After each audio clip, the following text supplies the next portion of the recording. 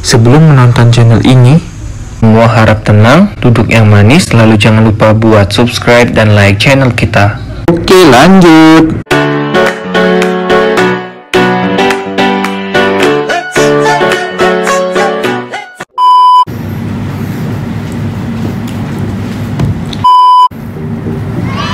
Halo, selamat siang teman-teman, selamat datang lagi di channel Muhammad K. Taufik. Jadi di video kali ini aku mau membahas tentang beberapa requestan teman-teman yang sudah nge-DM di Instagram dan juga chat secara personal nih. Apa saja sih persiapan sebelum kita traveling, atau lebih tepatnya persiapan sebelum kita ke Singapura nih. Nah, buat di video kali ini aku akan membahas tentang 5 tips persiapan sebelum kita ke Singapura. Oke? Tapi sebelum kita check it out, aku mau ucapin terima kasih buat teman-teman yang sudah like video ini, serta buat teman-teman yang baru join, aku mohon supportnya di subscribe dan juga aktifin lonceng. Jadi ketika aku upload video baru, kalian bisa tahu. Oke, tanpa banyak basa-basi lagi, kita langsung lanjut ke video berikutnya. Oke, buat tips yang pertama yaitu cari tiket pesawat yang murah. Sebelum kita cari tiket pesawat yang murah, kita harus tahu dulu kapan kita akan pergi traveling dan juga butuh berapa lama kita stay di sana.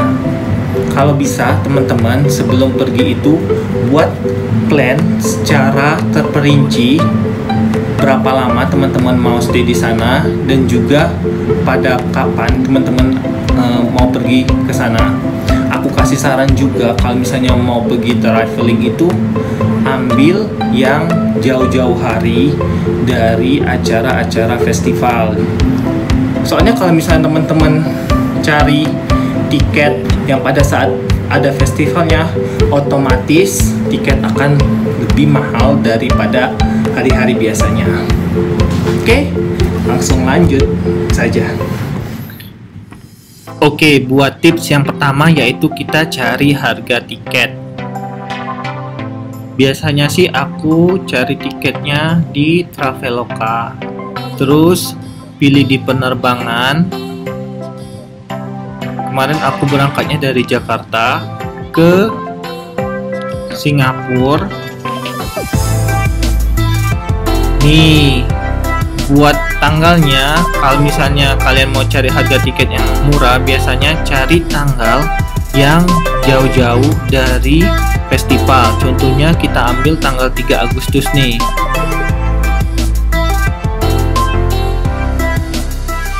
Nah, dengan menggunakan Jetstar kalian cukup bayar dengan 300.000. Tapi ketika kamu mau pergi ke Singapura itu dekat dengan festival, tanggalnya misalnya tanggal 15 Agustus, pasti harganya itu lebih tinggi dibanding tanggal 3. Nih, bedanya 2 kali lipat per satu orangnya. Jadi itu teman-teman. Terus juga kenapa Traveloka, biasanya sih mereka ngadain promo buat perjalanan ke luar negeri. Itu juga yang bisa membuat teman-teman save cost money-nya lebih banyak. Oke, sesudah kita beli tiket pesawat, aku juga mau kasih tips nih kepada teman-teman bahwa misalnya traveling itu bawa bagasi yang benar-benar sangat dibutuhkan, jangan berlebihan.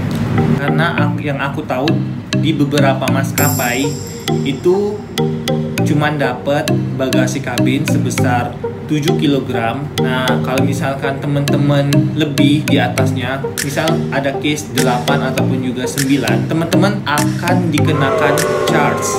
Dan charge-nya itu juga bukan kelebihan dari bagasi teman-teman. Charge-nya itu akan dialihkan buat diambil paket.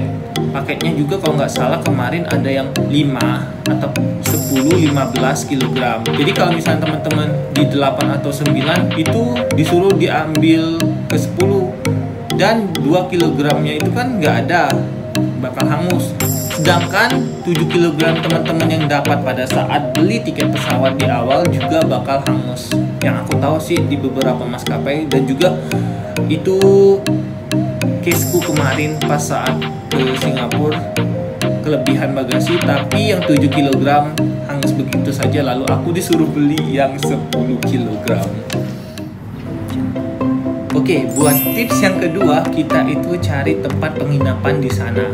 Di sini aku mau kasih choice kepada teman-teman, mau yang high price ataupun juga mau yang low price. Kalau misalnya yang high price, otomatis teman-teman akan tinggal di hotel, dan low price itu teman-teman akan tinggal di hostel. Dan di sini juga aku akan nyantumin 2 rekomendasi tempat tinggal yang menurutku benar-benar rekomendasi banget. Oke, buat tanpa panjang lebar, kita langsung cari masing-masing 2 tempat rekomendasi tinggal. Oke, kita langsung aja cari. Oke, buat tips yang kedua yaitu tempat tinggal. Biasanya sih aku cari tempat tinggalnya itu dari aplikasi Traveloka juga. Terus teman-teman cari tinggalnya di Singapura, pilih tanggal berapa teman-teman mau check-in. Ini kita samain pas kita pergi ke tadi tanggal 3 Agustus. Terus kita cari, oh ya, ini juga harga buat 1 malam ya teman-teman. Dan juga di sini kan banyak nih pilihan buat teman-teman hotel yang mana. Nah, seperti yang aku bicarain tadi, aku mau kasih 2 rekomendasi hotel dan juga 2 rekomendasi hostel buat teman-teman. Kalau misalnya hotelnya, yang pertama itu adalah Harbourville Hotel Hamilton at Lavender. Ini adalah keadaan kamar hotelnya teman-teman. Nih, menurutku sih ini benar-benar rekomendasi banget ya. Terus juga yang kedua, kalau hotelnya yaitu Merrition Hotel at Bugis. Nah, penampakan Merrition hotelnya kayak gini. Menurutku ini rekomendasi dengan harganya juga gak terlalu mahal. Kalau misalnya buat si Merrition Hotel itu di 1.237.000 per malam. Kalau misalnya Harbour itu di 800-an per malam. Kalau misalnya teman-teman tanya 2 rekomendasi hostel, yang pertama aku rekomendasiin yaitu di Rucksack Inn at Lavender Street. Ini adalah penampakan, teman-teman bisa cari sendiri di Traveloka gimana penampakannya. Dan harganya juga menurutku murah karena cuma 200 ribuan per malam. Ini buat si Rucksack. Terus kalau yang keduanya itu di Five Stone Hotel. Ini adalah penampakan Five Stone Hotel. Dan ini benar-benar rekomendasi banget buat teman-teman. Harganya juga tergolong murah karena cuma 280 ribuan. Oke, sesudah teman-teman cari tempat tinggal di mana teman-teman mau stay pas saat di Singapura, aku mau kasih tips juga buat teman-teman. Kalau misalnya teman-teman mau traveling, itu barang-barang yang nggak perlu dibawa lebih baik diletakin aja di hotel ataupun juga hostel teman-teman. Seperti kayak perlengkapan mandi ataupun juga baju ganti kan nggak perlu mesti teman-teman bawa kemana-mana, kan nggak perlu. Dan aku juga mau kasih saran buat teman-teman, barang-barang yang penting itu jangan pernah ditinggalkan di hotel ataupun juga hostel. Takutnya ntar ada yang hilang, itu bakal sulit kali menemukannya. Oke, kita akan langsung lanjut ke buat tips yang ketiga, yaitu teman-teman beli kartu buat naik kendaraan umum di sana. Di sini aku mau kasih tips buat teman-teman pilih yang EasyLink Card dibanding Tourist Pass Card. Karena kenapa? Menurutku hitung-hitungannya dengan $10 kalau misalnya teman-teman top up itu si EasyLink Card lebih murah dibandingkan Tourist Pass Card. Oke, buat gimana sih beli kartunya? Kita akan cari dari internet dan juga kalau nggak salah teman-teman bisa beli langsung di MRT station tuh dijual juga kartunya. Tapi harganya kalau nggak salah perbandingannya 1 sampai dengan $2 daripada kalian beli di internet. Oke, kita akan langsung cari. Oke, buat tips yang ketiga yaitu beli kartu buat naik kendaraan umum di sana. Biasanya sih aku belinya di Changi Recommend. Nah, di sini teman-teman bisa cari nih apa-apa aja sih kalau misalnya kita mau ke sana beli kayak kartu buat naik kendaraan umum. Teman-teman pilih yang Visit Singapore. Terus di sini akan ada di Traveling in Singapore. Nah, teman-teman rekomendasinya sih pilih yang EasyLink Card dibanding yang Singapore Tourist. Karena dengan $10 top up-nya si EasyLink ini bisa puas lah teman-teman pergi di sana. Dan juga aku mau kasih tahu, di sini kan harganya $9. Kalau misalnya di MRT-nya langsung teman-teman beli itu bedanya biasanya 1 sampai $2. Jadi di sini lagi ada promo $9. Oke, sesudah teman-teman beli kartu buat naik kendaraan umum di sana, tips yang keempat yaitu teman-teman beli juga kartu buat internetan. Karena biasanya kan zaman sekarang nih apalagi traveling, gak afdol dong kalau nggak upload ataupun juga kasih info ke keluarga bahwa kita lagi ada di sana. Di sini aku mau rekomendasi beli kartu yang gimana dan berapa harganya. Oke, langsung aja check it out. Oke, buat tips yang keempat yaitu kita cari kartu internet. Biasanya sih aku belinya di Changi Recommends juga. Terus juga pilih yang Visit Singapore. Lalu teman-teman bisa track ke bawah. Terus cari di Connecting in Singapore. Nah, rekomendasinya teman-teman itu beli yang M1 Prepare Tourist SIM Card yang seharga $12 dibandingkan dengan single high tourist SIM card seharga $12. Soalnya kalau misalnya dengan si M1 ini teman-teman udah cukup kok, udah puas kalau misalnya teman-teman pergi ke sana internetnya. Dan juga si M1 ini biasanya sih ngadai promo dari Changi-nya. Nih sekarang yang harganya $12 seharga $9.70 sekarang. Nah, buat misalnya beda di sana itu dari internet bisa kurang lebih 5 sampai dengan $6 kalau nggak salah. Jadi pokoknya kalau misalnya kalian mau beli tuh beli aja satu ataupun juga si EasyLink itu dari online aja biar lebih murah teman-teman di visitsingapore.changirecommendation.com. Oke, buat tips yang kelima yaitu adalah tempat rekreasi berbayar di Singapura yang menurutku harus teman-teman datangi. Ingat ya, berbayar, bukan gratis teman-teman. Jadi kita akan langsung aja cekidot tempat-tempat apa aja yang berbayar dan harus teman-teman datangi. Oke, buat tips yang kelima, aku mau kasih saran teman-teman buat mendatangi tempat-tempat yang benar-benar rekomendasi, tapi berbayar. Itu biasanya sih aku beli tiketnya di Traveloka, terus pilih si experience, terus cari di mana kita cari ini di Singapura.